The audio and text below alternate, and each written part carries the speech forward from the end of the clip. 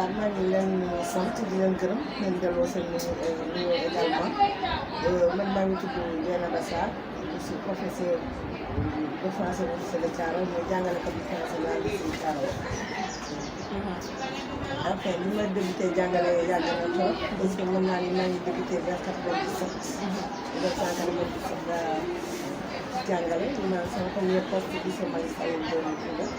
voilà jàngale après ma ñëw Koungheul après ma ñëw lycée de Thiaroye. jàngale bi mooy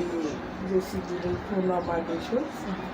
dama ci boole jàngale ak périscolaire parce que mën naa ni yemuma rek si jàngale mooy ñëw sama classe def sama cours génn.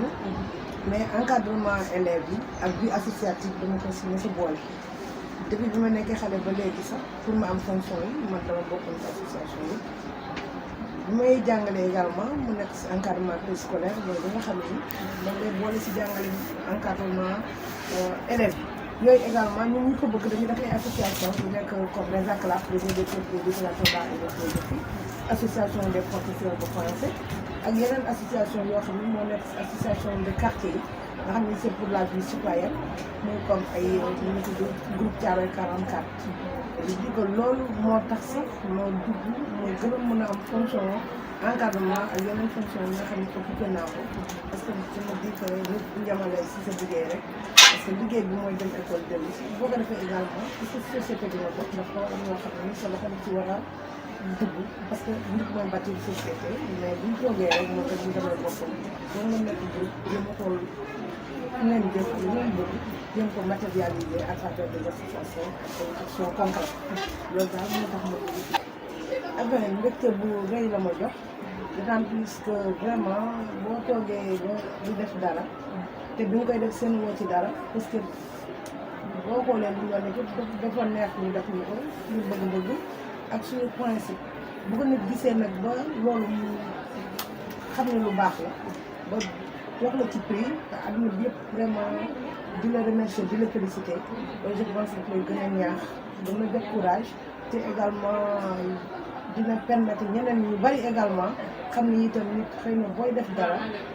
bon jarul a xeeb parce que peut-être mën nga sam loo xam ne séntu woo ko si woon te vraiment boo toogee ba seen ministère de la culture wala organisme boo xam ne vraiment benn institution publique si république bi récompense la daf lay gën a sentir que ne yow bokk nga si dëkk bi citoyen nga te peut-être que def na loo xam ne am na njëriñ ba nit ñi gis ko le sentiment d'avoir fait quelque chose d'utile et de reconnu de quelque chose qui est reconnu am na njëriñ te nit ñi gis nañu njëriñam loolu moo gën a neex ci prix bi ñu wane ne au moins que yow xëy na li ngay def am dëkk bi gis nañ si sa voilà je pense que wax nga wax bi li manqué jigéen ñi mooy fit mais que à chaque fois elles sont déjà leaders boo xoolee jigéen nga naan femme leader je me dis que leader lañ ba pare parce que kër yi problème bu am ñoo koy rek ñoo jël en charge l'éducation des enfants su mettee ba metti dañ naan jigéen bi mooy jóg dañ nañ ko bañ naan derrière tout grand homme il y a une femme derrière donc ça veut dire que bu dul bu jigéen jàppalewul góor du dem kanam donc jigéen bi nekk na si kanam problème bi mooy dafa gëmul ni jiitu na ba pare te gëmul na itam mën na jiitu te dafa war a gëm également que ni jiitu nekk leader warul la di yàqal sa occupation familiale organisation la rek am na jigéen ñoo xam ne ñu ngi sa kër ga demuñu liggéeyuñu defuñu dara te pourtant mën nañ ne seen kër doxul lu mu dox am na jigéen ñoo xam ne dañuy xëy suba teel dem liggéeyi wàcc ni bu ñu ñëwee organiser nañu de sorte que seen kër li ñu bëgg mën fa am seen famille épanouie nañu seen jëkkër kontaan nañu seen doom seen mbokk kontaan nañu société yi kontaan nañu donc jigéen ñi nañu gëm ne mën nañu jiite te jiite taxul wedd yàlla taxul bañ a nekk jigéen bu baax wala jabar bu baax taxul bañ a nekk également mbokk mu baax mais am nañu capacité d'abord mën nañu xaalis incha allah ñu ngi si domaine économique bu nekk actuellement kenn les sujets maintenant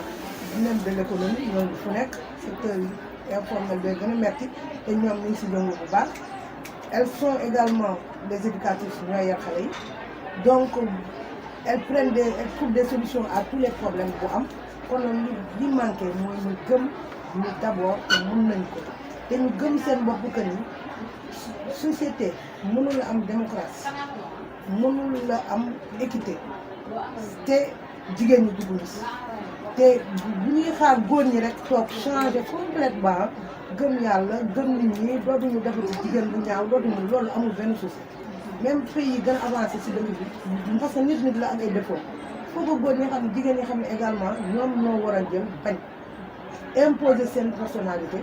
pour mën a def seen devoir mën a acquitté wu seen mën a acquitté wu seen devoir ba pare mën a def seen kii bi seen devoir ba pare pour ñu mën a jot seen droit mais loolu tant que ñoom dégguñu leen ñoo ko war a xeex ba am ko di ko xaar ci loxo ñeneen du am du mës a sotti te loolu bu sottiwul démocratie du am développement du am équité du am donc je me dis que actuellement du góor ñi la ñu war a ñaax mais góor ñi actuellement ñoom sax comprendre nañu mais il faut que jigéen ñi itam gëm ko imposé wu ko dutewu bañ a xaar ko ñu góor ñi jékki-jékki rek changé mën am ñoom ñoo war a imposé wu xeex pour également dund affaire boobu concrétiser ko les lois existent nit ñaa ngi sensibiliser mais il faut que jigéen ñi jóg itam imposé yooyu pour mu c'est le message de la fin d'abord pour les femmes que 8 mars ñu def ko journée de réflexion que mu bañ a nekk folklore nuróole mooy fecc ngeen xaalis def dara génne wu photo wu di marché c'est pas le bien c'est pas le but c'est pas l'objectif mooy dañu war a au moins xool lan moo am wax def ay réflexion de près bu ñu jógee chaque jour ñu def ko 8 mars c'est-à-dire que ñu appliqué li am à l'endroit du système éducatif man jàngalekat la je suis désolée de dire que ce système ne m'assure pas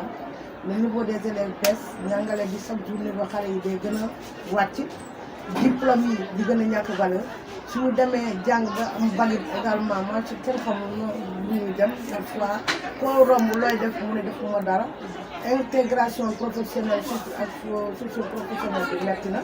formation bi c'est très cher donc de ce fait que ñun dañoo jaaxle d'abord ci système bi ni ñuy dundee au sein des écoles parce que pléthore abi simple voie ci bi grève yu bari yi ak problème enseignants yi nga xam ne kenn du ko réglé mais li ma gën a tiital également mooy xale yi nga xam ne ñun ñoo leen encouragé di leen naan jàng leen ñu war a nekk suñu yaakaar système bu beesee ça veut dire que on est en train de former des élèves, des jeunes qui seront plus performants, ou pas performants, autant qu'on le souhaiterait pour l'avenir du pays. Également, leur intégration socio-professionnelle pose problème.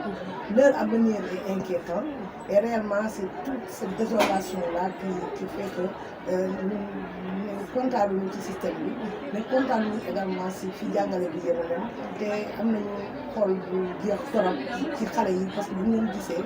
ak seen rëy ak seen engagement ak seen espoir bi ñuy porté par rapport à li ñu gis dañuy xaw a tuuti. Voilà, maa ngi remercier waa KS TV di remercier équipe KS TV bi yëpp def naa ñu ngi si KS TV lañu bokk également li ngeen ñu def itam baax na trop di ngeen def porte à porte di ngeen permettre également nit ñi di exprimer wu ñu mënula dem si télé yi ngeen ñëw fekk leen ba seen kër di leen wax loolu dina permettre également mu génne réalité bi dans la vie et permettre que ñu mën a wax également seen soxla mën a exprimer mën a daal Sénégal mën a dem kanam. Merci beaucoup te kon yàlla na yàlla jàppale ba seen télé bi ñu bëgg nekk itam yàlla di ko yàlla si jàmm.